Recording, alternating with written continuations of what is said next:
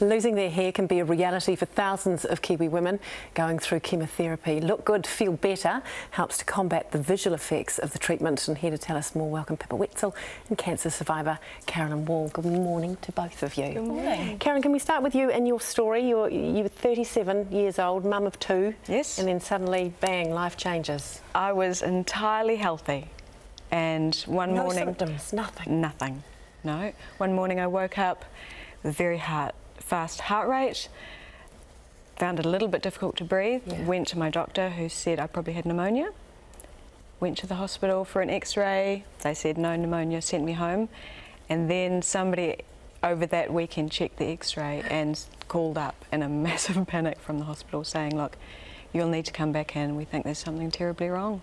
Oh my goodness, how do you even register that as a mum and as a woman who didn't even feel sick? It's completely life-changing. In that moment, they did the biopsy, and then the specialist told me a week later, after the test had been done, that I had lymphoma. And I remember putting my head between my knees and trying not to throw up. It was just, everything stopped.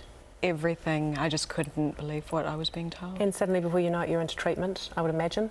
Yes, fairly quickly. They moved things through very rapidly. So a couple of weeks later, I started treatment. And then comes that reality, where the treatment kicks in and you look in the mirror. At some point, your hair is going or gone. Your eyebrows went as well, eyelashes. Yeah, everything. It was about halfway through that one day I looked in the mirror and it actually sunk in that I had cancer. I had no hair, eyebrows, eyelashes, as you say. And I just remember looking at myself and crying and crying. I couldn't stop looking, and I called up my husband. I was actually staying with my sister at the time because my kids were sick and I couldn't go home.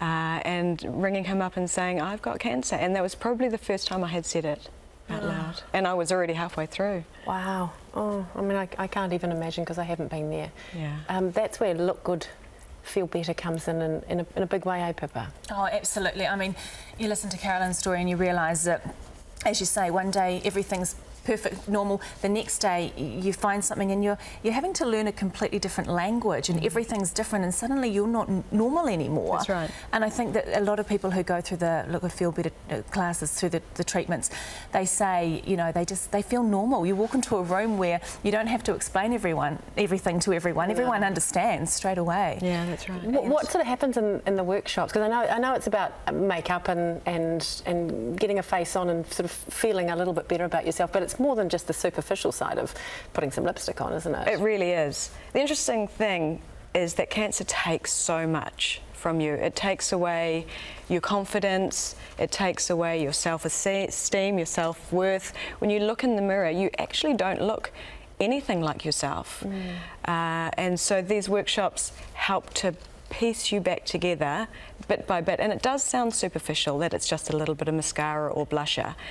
But all of a sudden, you look in that mirror and you recognise yourself, whereas you've had months where everything is different. You feel different, you're ill, you don't look like the same person. So you kind of have another mirror moment, don't you? You do. First one where you've lost everything, and then you have it again where you're starting to reclaim some of yourself, I suppose. And you get your confidence back in that moment where you're surrounded by people who are in the same boat.